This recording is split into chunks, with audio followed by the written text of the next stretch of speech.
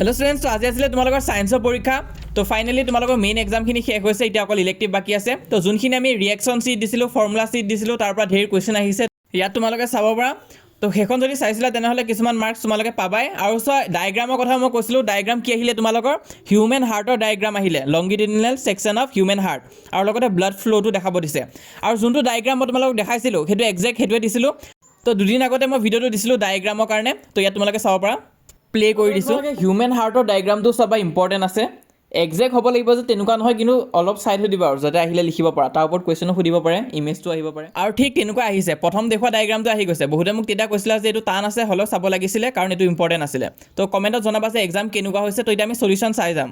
প্ৰথম আছামিজ মিডিয়ামৰ পেপাৰখন মই ছল্ভ কৰি দেখাই দিছোঁ, তোমালোকে চাই যোৱা। কিবা ডাউট বা কনফিউজন থাকিলে মোক কমেণ্টত জনাবা। আৰু যদি ভুল এনচাৰত ৰেড কালাৰ মাৰ্ক হোৱা দেখা পোৱা তেনেহ'লে কমেণ্টত জনাই দিবা। এনে কাৰেক্টখিনি ৰেড কালাৰ দি হাইলাইট কৰা আছে, চাই যোৱা তোমালোকে। আৰু চোৱা, মেইন পৰীক্ষা গোটেইকেইটা হৈ গ'ল, এতিয়া অকল বাকী আছে ইলেক্টিভ এক্সাম। ইলেক্টিভ মেক্সিমামে সহজে পোৱা, কিছুমানে টান পাব পৰা। তো হ'লেও এতিয়া ইলেক্টিভৰ কাৰণে কি গাইড কৰিব পাৰিম মই? তো ইলেক্টিভৰ কাৰণে মই ষ্ট্ৰেটেজি আদি দিম বাৰু।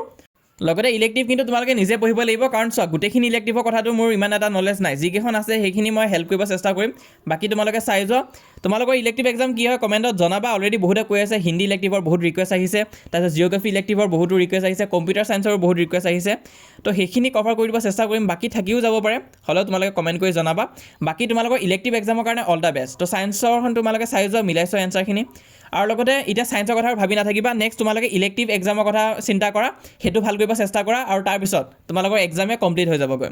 তো অল দ্য বেষ্ট। তোমালোকে ইলেক্টিভ এক্সামৰ কাৰণে পঢ়া আজিৰ পৰাই আৰম্ভ কৰা, ভালকৈ পঢ়ি যোৱা, ইলেক্টিভটো ভাল কৰিব লাগিব। তো আছামিজ মিডিয়ামৰ এই এনচাৰখিনি দেখুওৱা হোৱাৰ পিছত আমি ইংলিছ মিডিয়ামখনলৈও যাম। এতিয়া বৰ্তমান আছামিজ মিডিয়ামখন দেখুওৱা হৈ আছে, তোমালোকে চাই যোৱা। আৰু এই পেপাৰকেইখন কিন্তু ছেট চিৰ হয়। কোনটো ছেটৰ হয়? ছেট চিৰ হয় পেপাৰখিনি। তোমাৰ ইংলিছ মিডিয়ামখনো ছেট চিৰে হয়, আৰু আছামিজ মিডিয়ামখনো ছেট চিৰে হয়।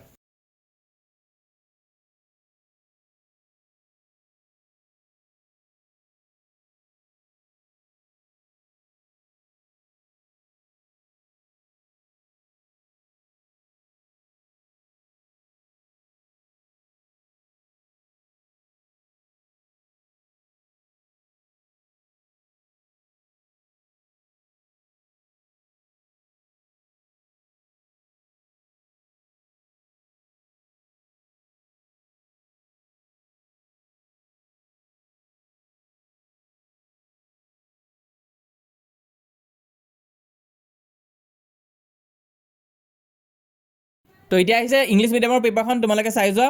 ইয়াতো কাৰেক্ট এনচাৰখিনি তোমালোকৰ হাইলাইট কৰি দিয়া হৈ আছে। কিবা যদি ভুল এনচাৰত দাগ দিয়া দেখা পোৱা কমেণ্টত জনাবা। বাকী আৰু ইমান চিন্তা কৰি নাথাকিবা, তোমালোকৰ যদি ভুলো হৈ যায় কিছুমান কুৱেশ্যন, কাৰণ এতিয়া তোমালোকে ইলেক্টিভৰ কাৰণে পঢ়িব লাগিব। এইটো এক্সামটো গ'লে ছায়েন্স, এতিয়া ভাবি লাভ নাই। তোমালোকে ইলেক্টিভৰ কাৰণে ভালকৈ প্ৰিপেৰেশ্যন ষ্টাৰ্ট কৰা। আৰু যোনটো বহুতে সুধি আছা যে গ্ৰেছ মাৰ্ক দিবনে নাই, তো সেইবিলাকতো দিবই। তো গোটেইখিনি ছাবজেক্টতে দিয়ে, কিন্তু বাকী এখন ছাবজেক্ট যদি বেয়া হৈ যায় বা দুখন ছাবজেক্ট যদি বেয়া হৈ যায়, তাক বাদ দি বাকী 5-4খন ছাবজেক্ট কিন্তু ভাল কৰিব লাগিব। যদি বাকী ৰিমেইনিং এক্সামখিনিও ভাল হয় তেনেহ'লে গ্ৰেছ মাৰ্ক দিবই, সেইটো চিন্তা নকৰিবা। তো চাই যোৱা পেপাৰখন মই স্ক্ৰল কৰি গৈছোঁ। কিবা ডাউট বা কনফিউজন থাকিলে মোক কমেণ্টত জনাবা। আৰু এটা কথা জনাবা যে কি কনফিউজন লাগি আছে মেট্ৰিক পৰীক্ষাৰ বিষয়ে। যেনেকুৱাকৈ তোমালোকৰ পেপাৰ কেনেকুৱাকৈ চেক কৰা হ'ব, টানকৈ চেক কৰে নে ইজিকৈ চেক কৰে, তাৰপিছত গ্ৰেছ মাৰ্ক দিবনে নাই, ষ্টেপ মাৰ্কিং দিবনে নাই। তো তাৰ ৰিলেটেড যি কনফিউজন আছে তোমালোকে কমেণ্ট বক্সত সুধিবা, মই উত্তৰ দিবৰ কাৰণে চেষ্টা কৰিম আপকামিং ভিডিঅ'ছত। আৰু ইলেক্টিভৰ কাৰণে পঢ়ি যাবা। All the best.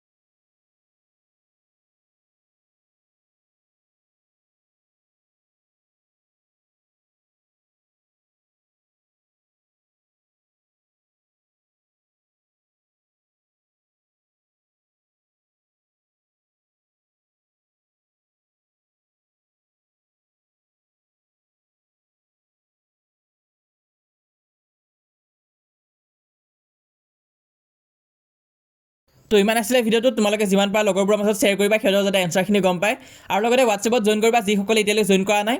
48,000তকৈ অধিক ষ্টুডেণ্টছ আমাক জইন কৰিছে, জইন নকৰাকৈ নাথাকিবা, আৰু চেনেলটো ছাবস্ক্ৰাইব কৰি ৰাখিবা।